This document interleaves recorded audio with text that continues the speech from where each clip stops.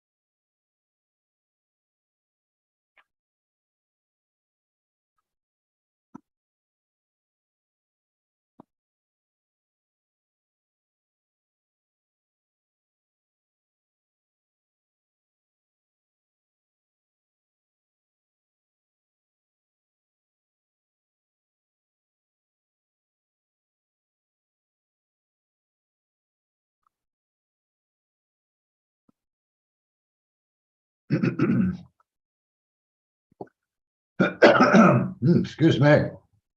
Let me get one more sip in here. All right, excuse me. All right, it is, let me just double check, 7:02. As we may get a couple other people kind of join us as we get started here, but as a courtesy, especially to those of you who have joined me early, we are going to get going here and start the conversation. All right. As always, I'd like to welcome those of you that are on the Zoom call here with me. Also, a welcome to anybody that might be watching live on our YouTube channel. Also, a welcome to those that might be watching as a recording on YouTube. When I mention YouTube, I always like to point out that during the live Zoom calls, we are not monitoring the comment section on the YouTube. So if you do have any questions, comments, and or concerns, please leave them in the comment section, and we will try to address them after YouTube processes the video, usually within about 24 hours. And we'll try and address your questions, comments, and or concerns. Also, to kind of kick off our meeting, we will start with our disclaimer, as always, that all of our meetings are an environment of education and awareness and are not an open market for the sale, purchase, or distribution of cannabis. We do not encourage or condone illegal behavior of any kind. All right, close that little thing out of my way here. Again, welcome. My name's Scott Weldon. I am the Executive Director of the South Carolina chapter of the National Organization for the Reform of Marijuana Laws. And tonight's discussion is kind of, again, we've talked about it a little bit past couple times, the NORML Smoke the Vote Voter's Guide. Excuse me, got a little frog or toad or something in my throat here. Last time I think we spoke, I mentioned that I anticipated the Smoke the Vote Guide to be going live right around Labor Day, which puts us at, I think, about 8th of September. Well, I got an email yesterday, email notification that Smoke the Vote Guide went live yesterday afternoon. So with that, I've spent a little bit of my time today going into the administrative side of it, adding in the questionnaire responses that we had gotten late after the primary last session, which was only one. Dr. Annie Andrews, excuse me, is running in the South Carolina U.S. Congressional District number 1. And I had received a message from her back in probably late May or something like that, saying, oh, my questionnaire submitted, did you get it? So went in, updated that, let her know that we did get it and that her profile has been updated on the Smoke the Vote Guide. Also then started going down the list, which I will share with you now in the chat window. There we go. there is the link to our Smoke the Vote guide for South Carolina. You're welcome to go take a peek at it. What I will do right now is sort of share this screen to show you what I'm talking about. Make sure I get the right one up here. All right, I should be sharing my screen now. And I'm going to scroll back up to the top because I was down about midway. So they just went live with this yesterday. These are the, as you'll see here, it says upcoming elections or election. This is for Tuesday, November 8th, 2022. Last time you may have visited this would have been the June 12th date, 14th, 12th, 14th. I forget when election day primary was, 12th, I think. So these are the either folks that won their primaries and or independents that are running in the upcoming November races. So as you can see right here in the top section is our race for governor. We have an independent on top. They has a Democrat next, an independent below. I don't know if these are in any particular order. They don't seem to be in alphabetical order, so I don't know what order they're supposed to be in. But anyway, unless they're somehow rated by how we rate them ABC. And then, of course, down below, a couple that are not rated yet. And they're either rated because they responded to our questionnaire, and or we know their history from other resources, whether it's their policy page on their campaign website, or whether it is their bill sponsor, co-sponsoring record and or voting record as legislators, clips from interviews that we found them, that they've been interviewed, anywhere that we can find a verifiable source, or that one of y'all can share a verifiable source with us. Good example, we had one of our regular listeners, participants, share a, I'm going to say a YouTube interview. It was an interview with, actually, it was the interview that was running in the Republican primary against Attorney General Alan Wilson for that seat. Alan Wilson came out victorious in the primary, and so that candidate, whose name I do not remember, we were able to, during that portion of the campaign, update their profile in the Smoke the Vote with a link to that interview and what they had said regarding cannabis and cannabis law reform. It still wasn't real cannabis friendly, but it was moderately more friendly than Alan Wilson's comments on cannabis. I am going to scroll down here real quick. I don't want to spend a whole lot of time going over the voter guide in each and every district with you, but I do want to kind of go down through a small portion of it, just to kind of give you a feel for what is in here. As I mentioned, top sector here, we have our governor's race. Right down below that is the race for Attorney General. Race for Attorney General, uncontested. Nobody's running against them. There are no write-ins for that election that I'm aware of. So there is, yeah, we will probably still have Alan Wilson as our Attorney General after the November 8th elections. Next one down, I will mention briefly, is the U.S. House District 1. I happen to live in U.S. House District 1. That is our U.S. Congress. Currently, we have Nancy Mason that seat, and opposed by Dr. Annie Andrews by the Democratic Party, and then also two independents, Lucas Falk and Joseph Odo. As you can see, we do have we do have grades for both of these candidates. Again, by either they answered our candidate questionnaire and or we know their political history, some of their legislative history. What I have been doing most of the afternoon is starting to go down the list to any of the contested races such as this, sending out invitations to candidates that we do not have a grade on yet. So again, you would see these two names here. I would have sent them out an invitation to participate in our South Carolina NORML candidate questionnaire. As we start to scroll down, you will see some races are contested, some are not.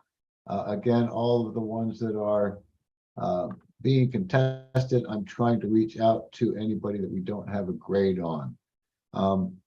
I've gotten halfway through the state list, starting here, State House District 1.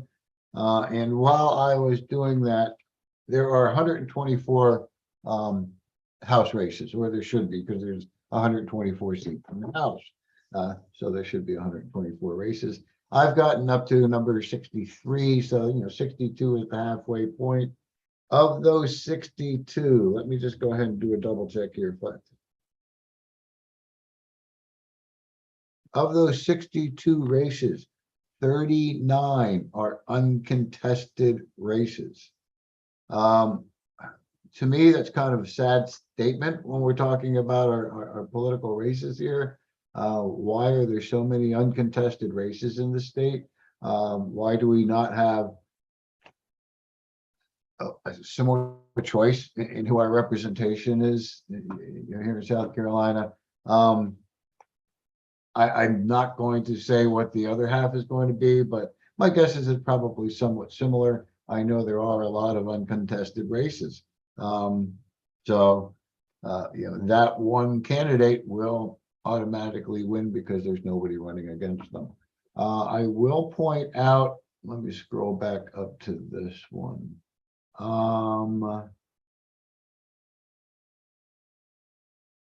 Where was it down? Up.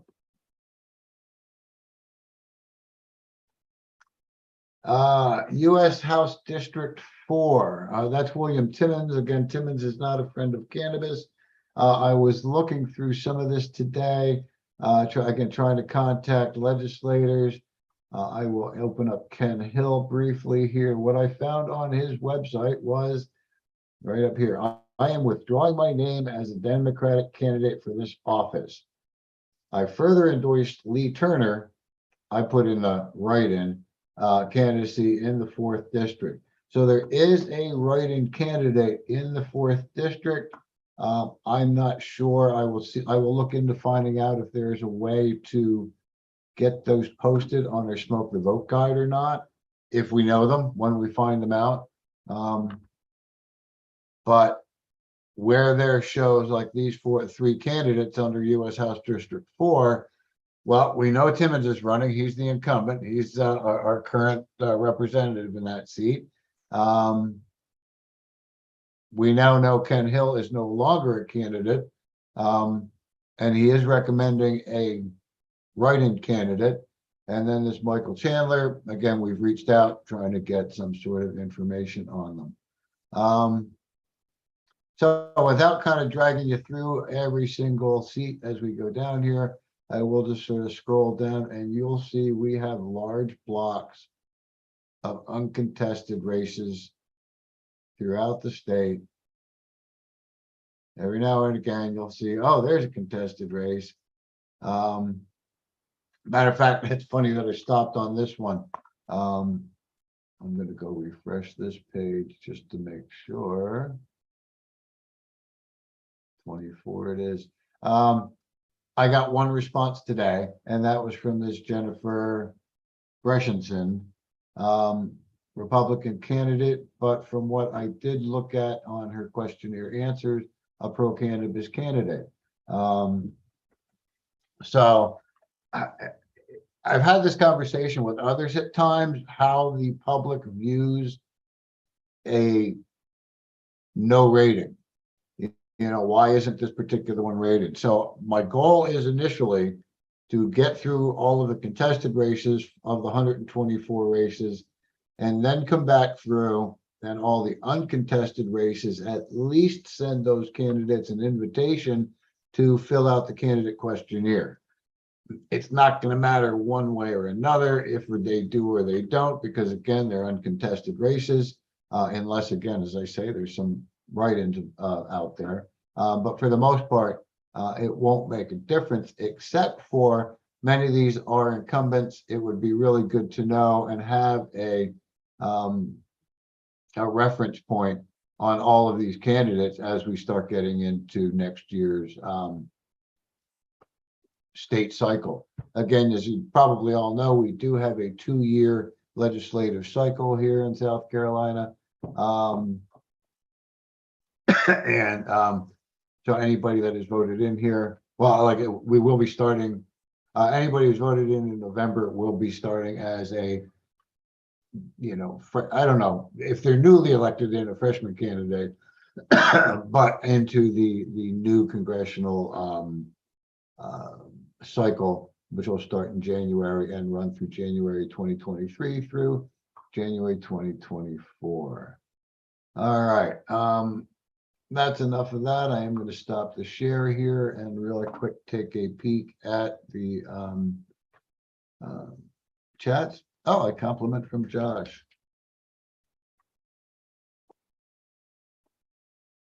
All right. Now, maybe I'm not sure what Josh is saying here, because they're doing a great job. Is that why they're uncontested candidates? They're all doing great jobs. I'm not sure how to respond to that. That must be it, though. If it's on the internet, it must be true. Excuse me again. So that's kind of the fun. I think we started with a couple of weeks before I was anticipating. The one other thing I do want to, I'm going to go back to the share, is where you all can help me. A good example before I go back. I got a response from one of the, let me get the right one. One of the candidates that I try and reach out to them. If they have a website that I can do a contact through, I will reach out to them through their website. Oftentimes I will also try and find if they have a Facebook page that I can message them through. But here's a good example. Also, if they're an incumbent, I can reach out to them through the scvotes.org, or I'm sorry, scstatehouse.gov site, and reach out to them there. Good example, Representative Terry Alexander, District number 59, which is in Florence and Darlington counties. I reached out to them by basically sending them my copy and paste upcoming election. Your voters want to know. But of course, I sent it as an email from South Carolina NORML, which is not in Florence or Darlington counties. I personally am not in Florence and Darlington counties. And so the response I got back was, "Dear friends, thank you for contacting me via electronic mail. I am always happy to hear from my constituents. Because of the volume of inquiries, I am only able to reply to correspondences originating from constituents of Florence and Darlington counties, District 59. So in essence, they are not going to respond to our inquiry. Does not mean that they might not see the questionnaire and go, it might be to their benefit to fill it out one way or another, depending on their position, depending on if it's a contested race or not. And I may never get a direct response from them, but if they do fill out the questionnaire, of course, I will see it and be able to update their profile on the Smoke the Vote guide. But I just kind of found that interesting. And that's where y'all come in, because they won't always respond to me because I am not a constituent in their districts. You might be. So there's a couple ways of going about it. I'd be more than happy to share the link to our Smoke the Vote guide with you. And you can kind of add that into an email while you're writing to your legislator and ask them to, if it's a legislator, asking them to, fill out the candidate questionnaire. And of course, if you are in a district that is in a contested race, you happen to know the constituent in that race, or have you may even be able to contact them through our Smoke the Vote guide. But again, if you contact them as a constituent in that district, you have a much better chance of getting a response or a reaction from them in some way or form, because you are in that district and you are asking the questions. Some of these legislators might say, candidate or constituents in my district, they don't care about that marijuana stuff. They ain't gonna, I ain't even answering your questionnaire because in my district, they don't care about that kind of stuff. And many of them might, so if it comes from a constituent of that district, they can't get away with using my bad impression of a redneck legislator. So anyway, let me just kind of take a peek down here.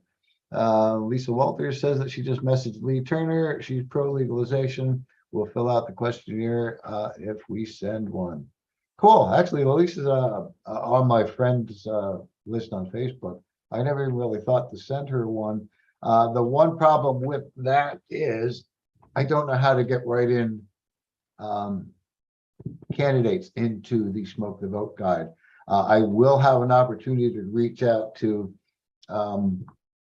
our coordinator at National who handles that.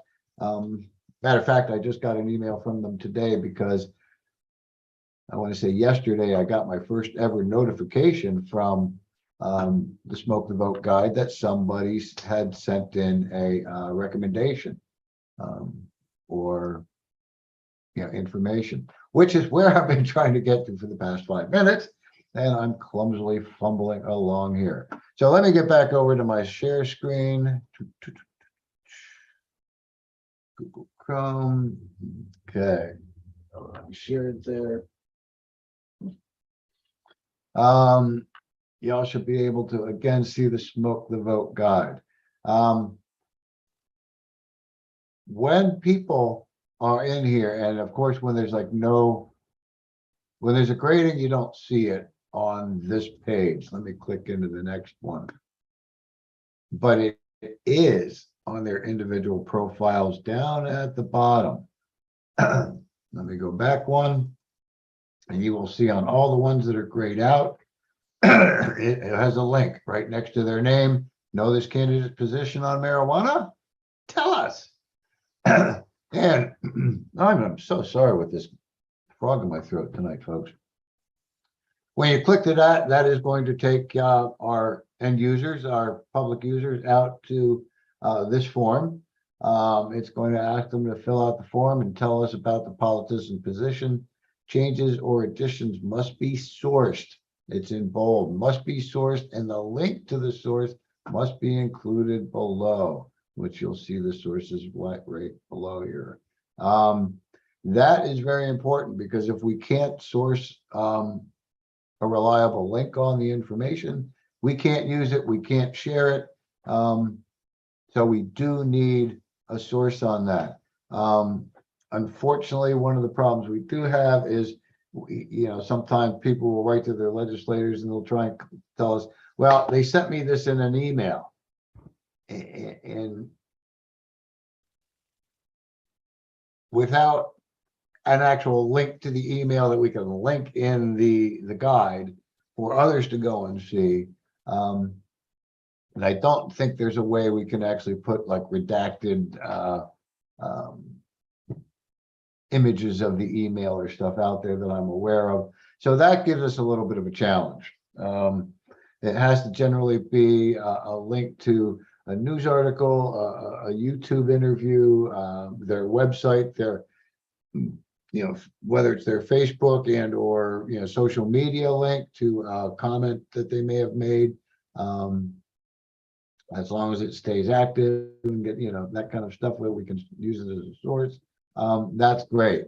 And then what we can do is, again, those end users can come down, click off the appropriate boxes this politician wants legalization or legalize, tax, and regulate, wants to allow marijuana for medical use, wants to decriminalize. And as they go down, we also have wants to impose mandatory minimum sentences for marijuana crimes, wants jail time for marijuana possession, actively opposes marijuana for medical use. One nice thing, and I am unable to resource it all, but there is information out there about a lot of the incumbents that are in the race, and it's going to be right on that scstatehouse.gov site, on their profiles, links to their voting record. If you happen to know any of that information, please fill it in on one of these guides. Just write it in down here in the additional info section, and the link to that voting record, that kind of thing. And that way we can start getting more and more updates on this site. I was actually pretty excited when I first opened it up and just saw as much color as I did in this top segment.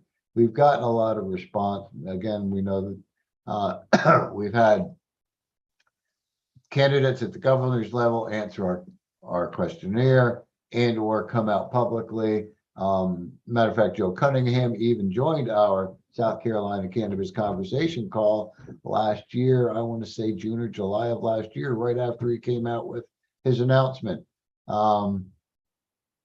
So we are gaining more and more color. When I started doing the Smoke the Vote guide about 3 years ago, there was a lot more gray in here. And it's not important, a subject important to the voters in South Carolina, but as I mentioned, many times these legislators feel for them it's not an important subject, and they just will completely ignore the questionnaire and or they've got a negative position and they don't really want to answer our questionnaire because they don't want the low grade that they would inevitably get. Oh, and as I'm looking at this, I just want to point out, since I'm on share yet, this one here, race for State House District 5. When I was going through and counting up the uncontested races, I saw this here with a Larry Gaither independent on State House District 5, and it reminded me that up here in U.S. House District 5, there's a Larry Gaither independent running in that race. I'm not sure exactly which race he is running in. From what I have done on some Googles, I'm pretty sure he's running as an independent in this U.S. House District 5, and that State House District 5 is uncontested. I will try and keep you posted if I learn more on that later on. All right.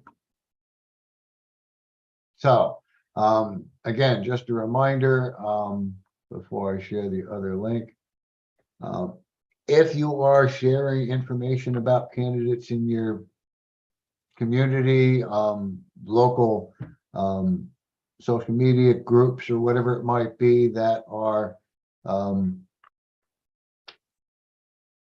maybe I don't care if they want to know about cannabis law reform, but you want them to know about cannabis law reform and the candidates, again, please make a note to point out this, link about do they know a candidate's position, and try and get the input from your community in case you don't know. Maybe somebody in some of those groups do. Good example is I follow a number of different groups on Facebook for the counties surrounding my community. So there's I think a Charleston Democratic Party and a Berkeley County Party and on both sides, whatever parties you happen to follow. I happen to kind of follow both sides. I don't follow independents as much as I should because there are definitely a lot of independents in the race, but it tends to be a lot more info and some of it not necessarily as relevant as others at times, just because of the vote divide. But anyway, if you do decide to share some of this information about the Smoke the Vote guide, letting people know, hey, if you're interested about the candidates in your community, go here. If there's no information about them and you know something, click this button and let us all know so that we can share it with the community and let them know. I don't know if it's the best way to phrase it, but when I'm sending out these questionnaires to the candidates that I've been sending them out to, I mentioned that, you know, the midterm elections are right around the corner. Because the midterm elections are right around the corner, and because of the debacle of the medical marijuana legislation in our state house this past year, voters want to know your position. So calling it a debacle in the state house this past year, I don't know how off-putting that might be to some of the sitting legislators, especially that I'm sending this candidate questionnaire out to. I don't care what their position is. I just want to know it. You know, they can have whatever position they want. I just want to know it so that you can know it. You know, I'd be more than happy to know that they're anti-cannabis, as long as especially if I know that their opponent is pro-cannabis. I can't deny I'm pretty much an issues voter, and cannabis is a top priority issue. So, all right, I have rambled on pretty solid now for 30 minutes. Let me just take one more peek, see if there's any info in the chat.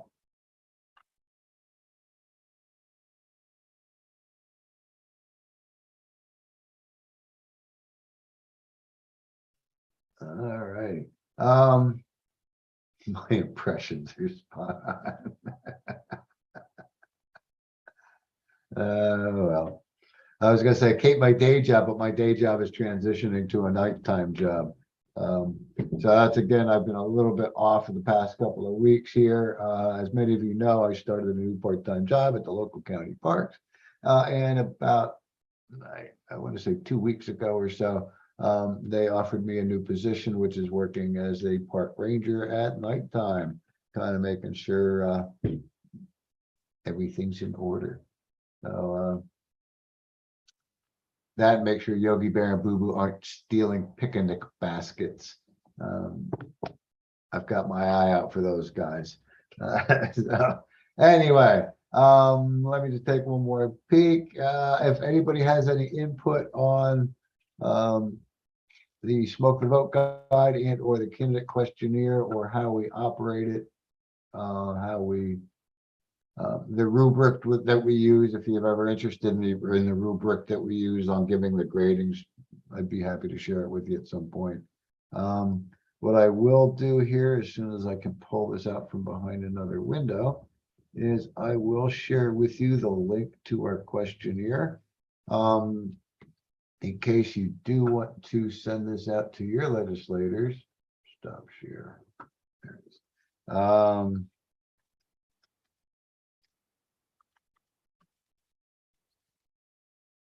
Matter of fact, what I'm going to do, I'm just going to drop this whole thing that I send to the candidates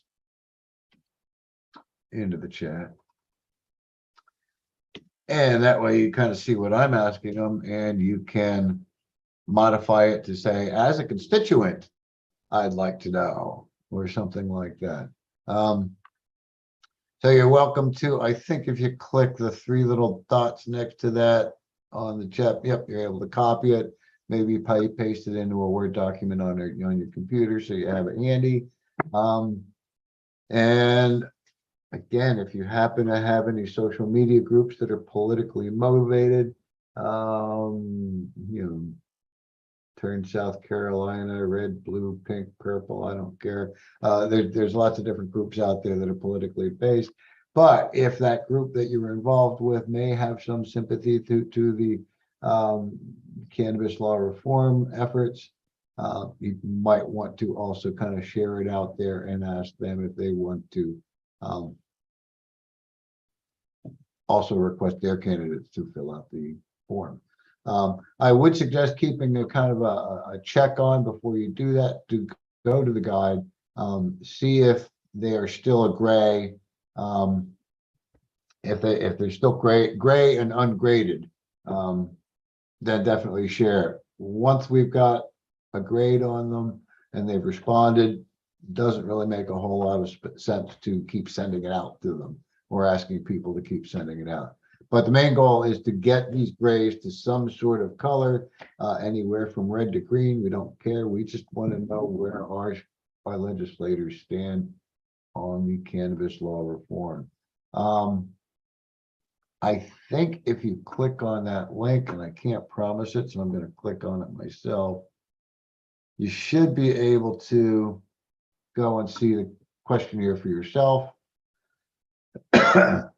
Unfortunately for me, there's no like filters on it, so anybody could start filling it out.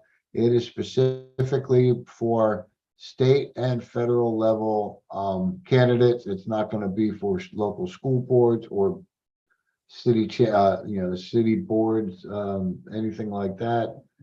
It is for state and federal, because that's all we have in the Smoke the Vote guide. Once we get a little bit more new help on our volunteer list, I'm hoping to get somebody to kind of help me do a good update on our website page and do more of a local guide for those other smaller races. But at this point, I don't have the access through the Smoke the Vote guide to do that. So, all right, let me click another button here.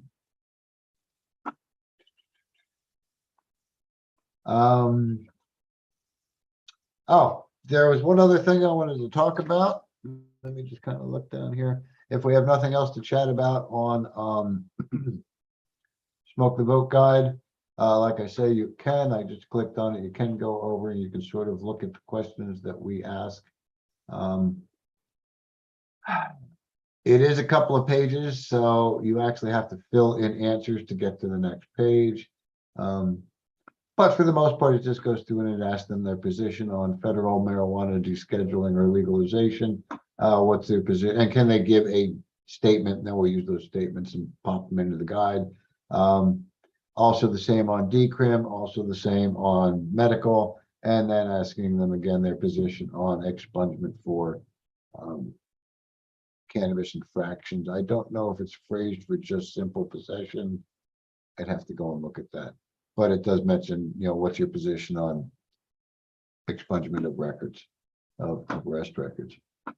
So, all right, I'm going to kind of skip back out of there and go to the next kind of two things I guess we'll talk about yet tonight. The one thing I do want to mention is we are, on my calendar in front of me, about a week and a half. Let me look here. 1 week and a half away from August 27th. August 27th, we are planning on setting up our little pop-up tent down at Marion Square in downtown Charleston.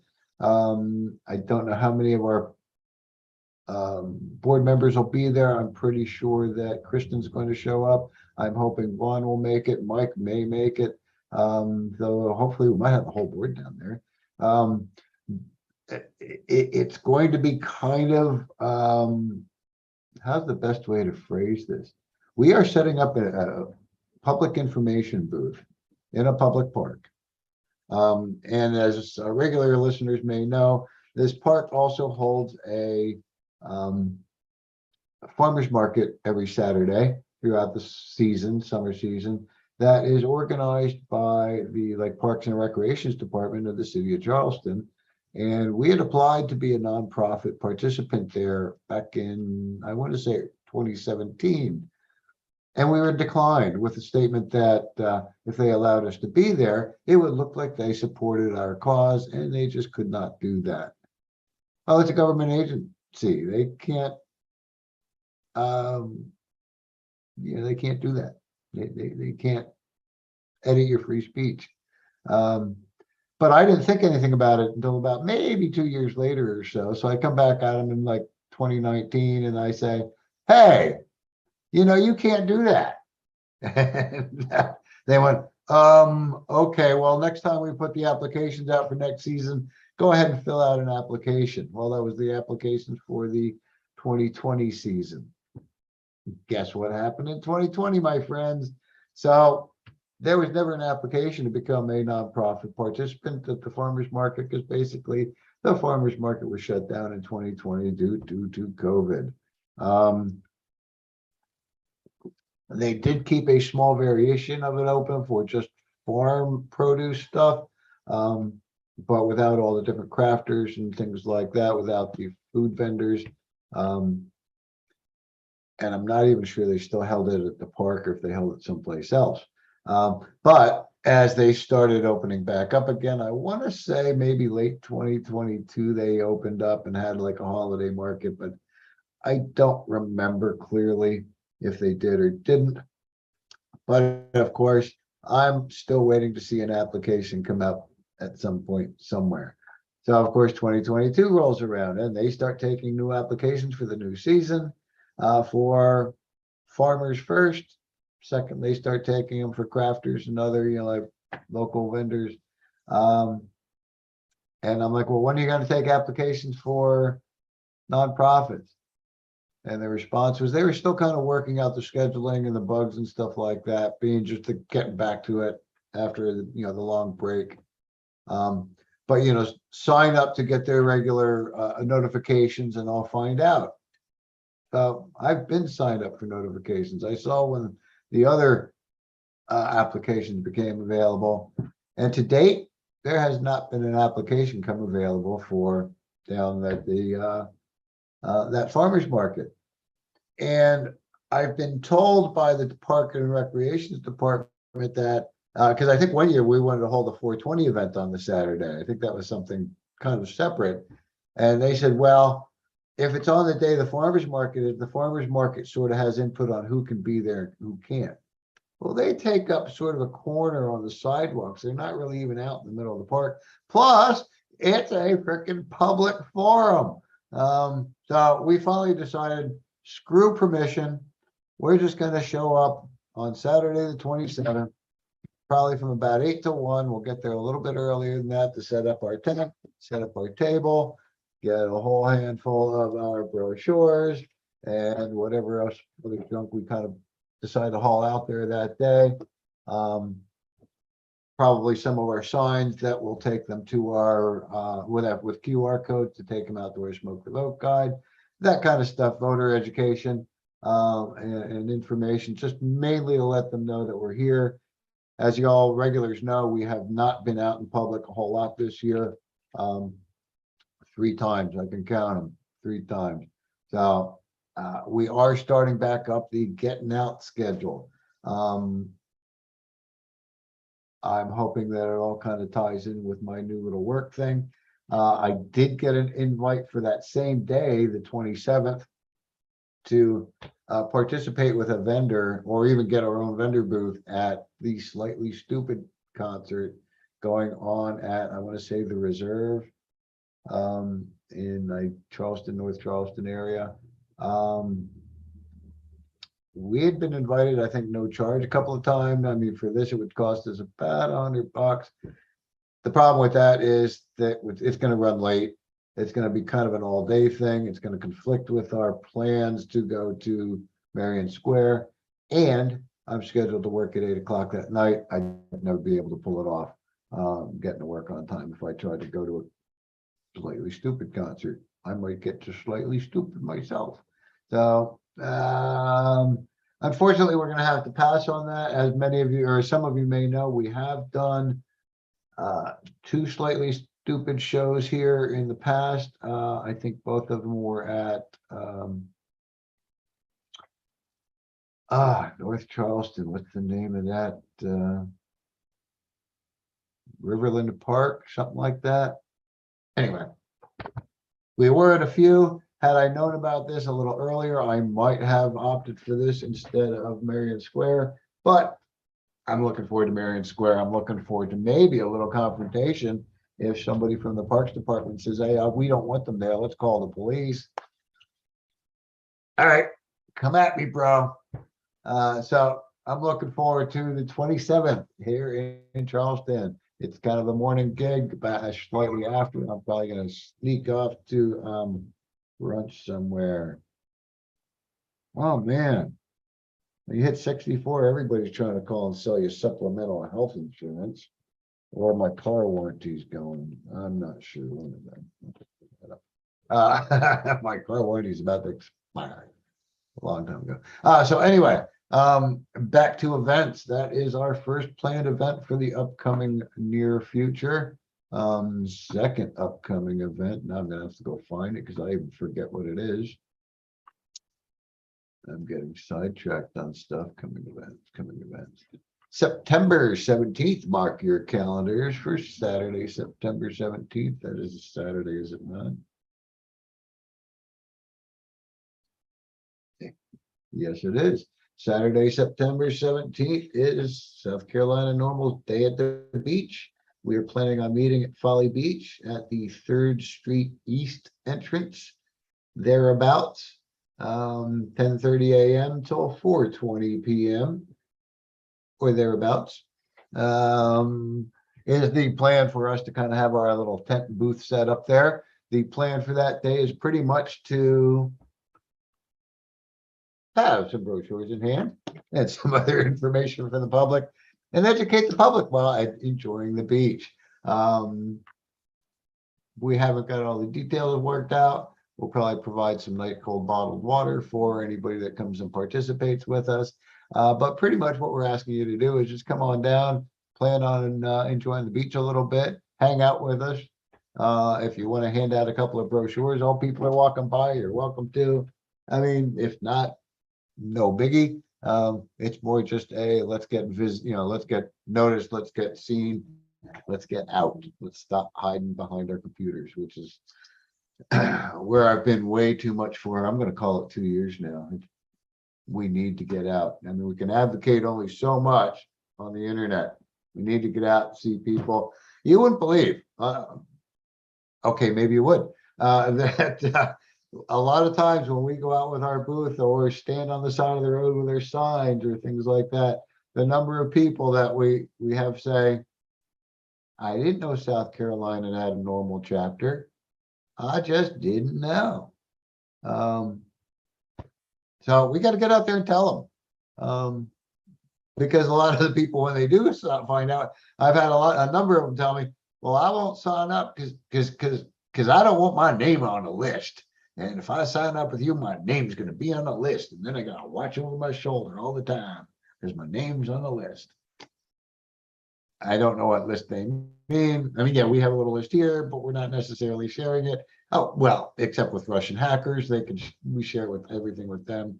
But Day at the Beach, so that is the plan for September 17th. Is to thwart the Russian hackers and share our information right there in public on the beach. This one I'm having second thoughts, or not second thoughts with, but just second thoughts on location. South Carolina NORML picnic. It's getting to be that nice kind of weather. We can get outside. We don't have to be like in the water to be comfortable. By the time we hit October 2nd, I'm sorry, 22nd. That'll be again a Saturday, October 22nd. Let me double check. That's a Saturday. It sure is. Saturday, October 22nd, the South Carolina NORML picnic. I originally had listed it at James Island County Park. I happen to work there. My wife says, are you sure you want to have a NORML meeting at the park you work in? I'm like, yeah, that's probably good advice. I mean, she usually gives me good advice. I should take it more often. But good advice. So I changed it on our website to be announced. And I am actually looking at, I'm thinking the North Charleston Park, where Whirling Waters is. I think we'll be a little closer to some folks. And I don't know if that has another name. Wanamaker Park. Wanamaker Park is what that one is called. It is still in Charleston County. It's still a part of the Charleston County network. But the employees there won't necessarily know me. So it might be a little bit better of a deal. There is a fee to enter the Charleston County parks. It is going to be like $2 per person to get your butt in there. 2 years and younger are free. So if you're very young looking, you might be able to get in free. Or if you're in Charleston County and have the gold pass from their park, again, everybody in your car gets in with you. You can bring a party along with you. The whole fam family, as we used to say. So I will let you all know exactly which park and which shelter pavilion tent kind of thing that we try and nail down. I'm hoping getting off season. I know on James Island, there are Saturdays where every single tent, pavilion, and shelter are reserved for all kinds of events, from birthday parties to reunions to you name it. There's probably parties for marijuana advocates going on that I don't even know about. Could hope. All right, so that is October 22nd. Again, keep an eye on our website, which is scnormal.org/pages/coming-events. I'll drop it in the chat in case you want to kind of save it in your bookmarks or something. And I will update there first before I update anywhere else on our social media on where that event will be. The last monthly event scheduled. Now, mind you, I'm going to be trying to do a monthly event, so bear with me. Last one I have on schedule, November 13th. November 13th, that is going to be the Charleston Pride Festival. We have participated in Charleston Pride, I want to say 3 times now. And this will be our 4th. It's sort of I think an interesting progression. When we first started, it was one small 4-foot table. I put a little clamp umbrella on the edge of the table to give me a tiny bit of shade to be underneath as I'm passing out brochures. Following year, we'd stepped it up and we had gotten ourselves a 10x10 pop-up, and we set up a tent. And we had a nice 10x10. It was a lot more comfortable. We had a little bit more room. We had a lot more stuff available the following year, probably t-shirts and more stickers or who knows what. The following year after that, we were feeling feisty, and we got 2 10x10 spots. We had a 10x20 spot. We invited the students from Students for Sensible Drug Policy out of the Charleston College of Charleston to join us.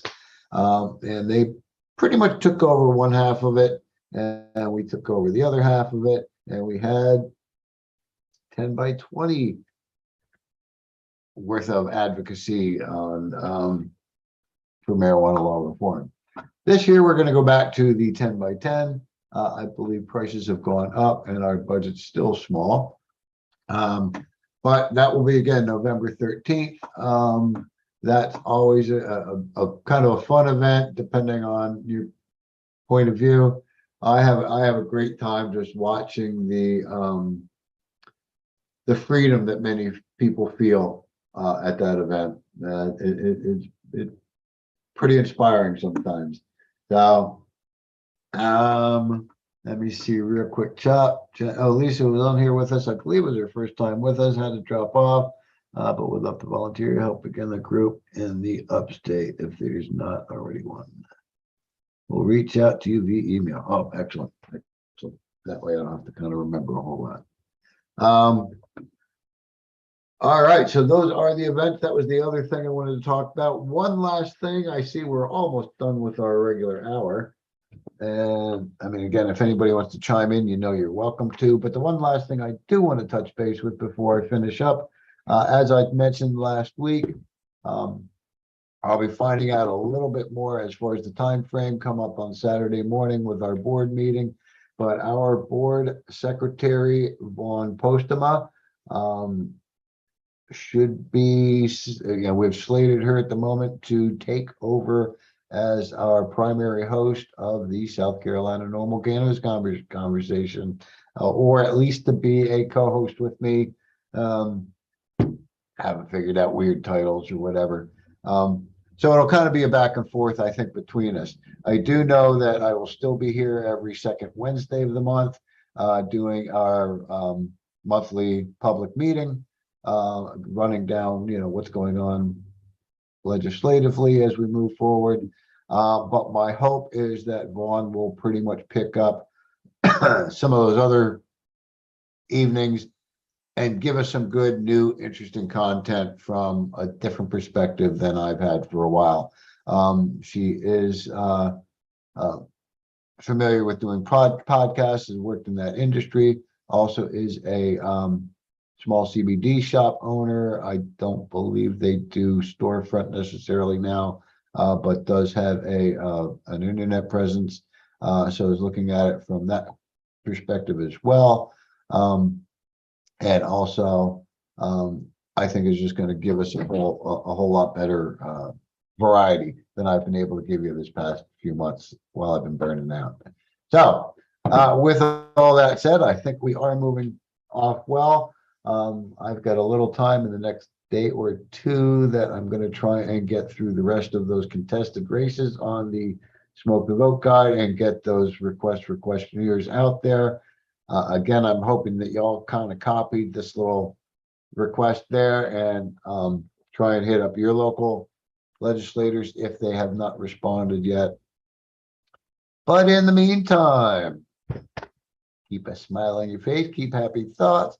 Visit us on our social media at Facebook and Instagram and Twitter. Don't forget, if you haven't already, to go to our website, scroll all the way down to the bottom, sign up for our newsletter, which I was late again with this month. Sorry, folks. And beside that, come on back next week. We'll have, like I say, a little bit more information on where the conversation's going from then, and how our candidate questionnaire is coming along, plus any other news that we happen to hear about. So that's it for me tonight. Anybody want to give any last words before we go?